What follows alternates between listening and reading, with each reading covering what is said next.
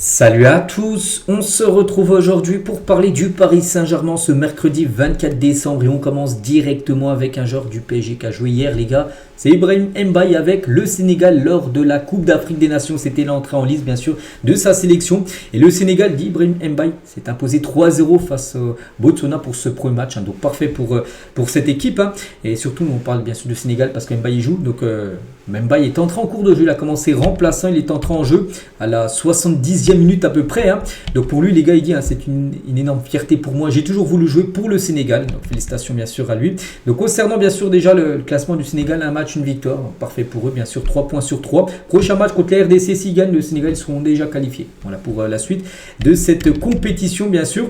Et concernant toujours Mbaye, donc 17 ans et 10 mois, est devenu, avec cette entrée en jeu hier, lors de ce match du Sénégal à la CAN, il est devenu le plus jeune joueur sénégalais à disputer un match de Coupe d'Afrique des Nations.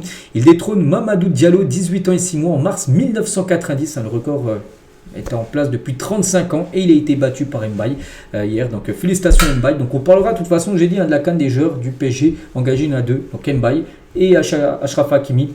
On n'a pas parlé de sa performance parce qu'il n'a pas joué le premier match. Et pourrait jouer potentiellement peut-être le deuxième match contre le Mali, Achraf Hakimi. Et tiens, en parlant d'Hakimi, les joueurs les plus chers du groupe A de la Coupe d'Afrique des Nations sont marocains. Voilà, il y a des Marocains dans le groupe A seulement. Il y a 4 équipes, donc ça, Hakimi, bien sûr, le joueur le plus cher, il coûtera actuellement 80 millions d'euros sur le mercato. Il y a noté un ancien Parisien, tu as des nouvelles aussi de Ismaël Garbi, ancien joueur du PSG, je ne sais même plus où il joue, je ne sais plus où il était parti. Bon, bref, hier, on a pu le voir rentrer en jeu lors du match entre la Tunisie et l'Ouganda. La Tunisie s'est imposée 3-0.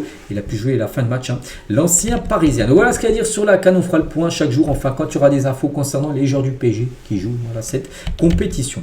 On continue maintenant, bascule sur l'équipe parisienne, donc actuellement trêve hivernale, pas de match, n'oubliez pas, reprise de l'entraînement prévue début de semaine prochaine, est-ce que ce sera lundi ou le mardi, je ne sais pas encore, le 29 ou le 30 décembre, on verra, mais en tout cas le 4 janvier prochain, date de mon anniversaire, en tout cas ça sera un match du Paris Saint-Germain avec le derby contre le Paris FC, donc le dimanche 4, ensuite le 8, PSG-OM qui se jouera au Koweït, puis le 12, parce que là c'est marqué le 10, il faudra que je le mette à jour ce calendrier les gars, c'est bien le 12 janvier, ce sera lundi, avec ce 16e de finale de nouveau contre l'équipe parisienne du Paris FC.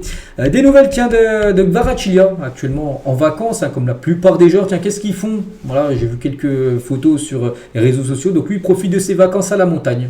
Des vacances et du repos mérité, bien sûr, pour Kvaratskhelia. On espère qu'il recharge les batteries à fond pour la deuxième partie de saison où il sera très important, bien sûr, le joueur géorgien. Safonov, donc lui aussi, il a sorti une petite vidéo, on peut le voir, bien sûr, avec une attelle, je sais pas, un truc pour maintenir bien sûr sa main, où il y a une fracture, n'oubliez pas qu'il est blessé pendant un mois.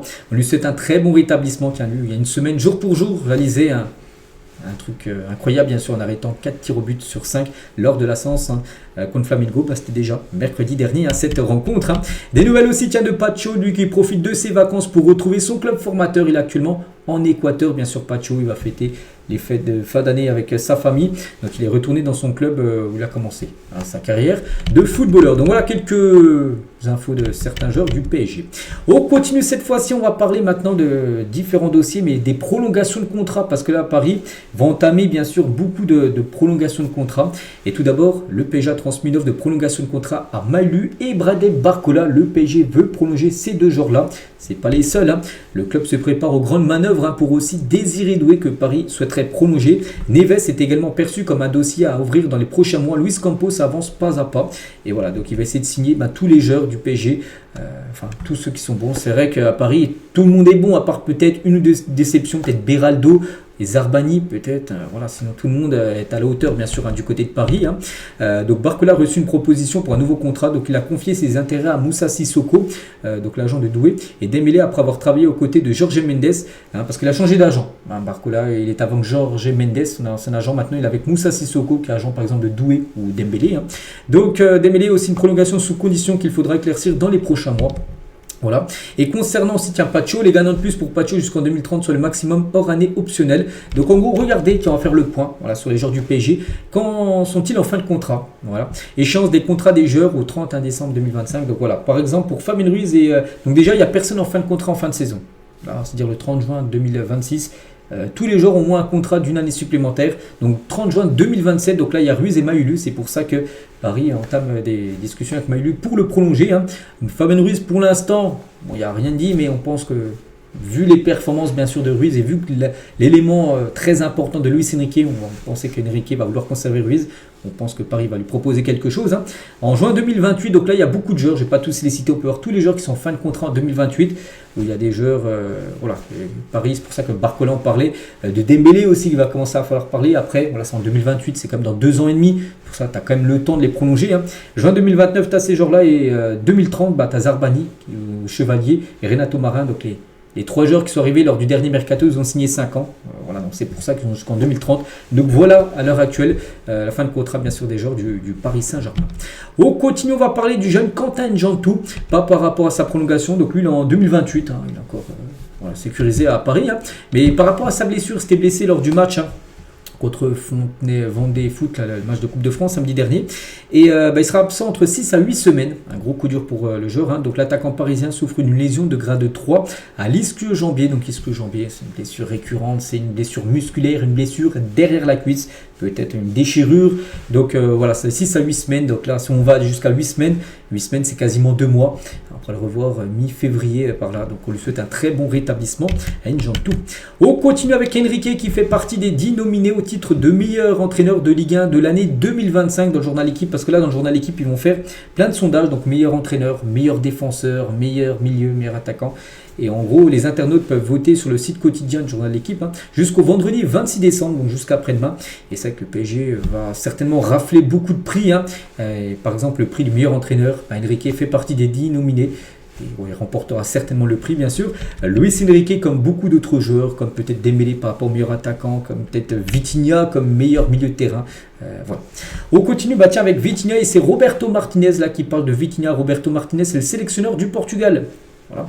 Donc d'accord avec Luis Enrique sur la qualité de Vitinha, donc il a dit qu'il a la capacité technique d'anticiper ce qui se passe dans le match. À tout moment, il est capable d'exécuter ce que les entraîneurs pensent. Sa lecture du jeu et son contrôle du ballon sont difficiles à trouver. Je rejoins les propos de Luis Enrique parce qu'Enrique récemment déclaré en conférence de presse sur Vitinha. Parfois, je regarde Vitinha et je me dis, ce n'est pas ma tactique, c'est de la PlayStation. Parce qu'il réfléchit beaucoup plus que les autres, enfin beaucoup plus vite surtout que les autres, et du coup, il sait déjà tout à l'avance. En gros, Vitinha, c'est pour ça que c'est un joueur exceptionnel, bien sûr, le milieu parisien. Et toujours, tiens, avec Roberto Martinez, il parle d'un autre parisien, c'est Nuno Mendes. Je n'ai jamais vu un arrière-gauche aussi bon dans autant de domaines différents que Nuno Mendes. C'est celui qui a le plus grand registre. Quand on parle d'un arrière-gauche, on attend de lui qu'il soit rapide, qu'il récupère des ballons et qu'il défende en 1 contre 1 et qu'il soit bon dans les airs. Mais Nuno peut jouer vers l'extérieur ou l'intérieur. Il peut être plus qu'un arrière latéral. Il sait arriver dans la surface. Il peut jouer aussi en tant que 3e défenseur central ou même en tant qu'ailier gauche. Je joue ailier gauche, les gars. Il n'y aurait pas de souci pour Nuno Mendes. Donc voilà ce que peut dire Martinez sur Nuno Mendes ou même sur Vitinha juste avant. On va parler de Thiago Silva. On parle de Thiago Silva à Porto, tout ça, parce que l'ancien parisien Thiago Silva, qui est pour moi certainement une légende du côté de Paris, il revient en Europe, lui qui joue à Fluminense. Officiel à 41 ans, Thiago Silva est de retour en Europe et signe du côté de Porto.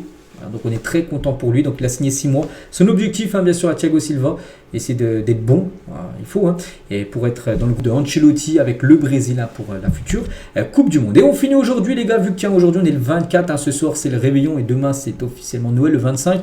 Regardez les gars, ce grand fan du Paris Saint-Germain, un fan du PSG, illuminé sa maison couleur du club. Du bleu, du rouge, du blanc et surtout l'étoile. Il a mis ça, magnifique. Je ne sais pas ce que vous en pensez. Ça circule beaucoup sur les réseaux, sur TikTok, tout ça. Donc j'ai trouvé ça sublime et j'ai voulu vous le montrer. Donc voilà les gars ce qu'il y avait à dire aujourd'hui. J'espère que ça vous a plu. On se retrouve nous demain le 25, malgré que c'est Noël. On parlera encore des infos sur le PSG parce qu'il y en aura. Allez, moi je vous laisse, je vous souhaite une bonne journée et à demain.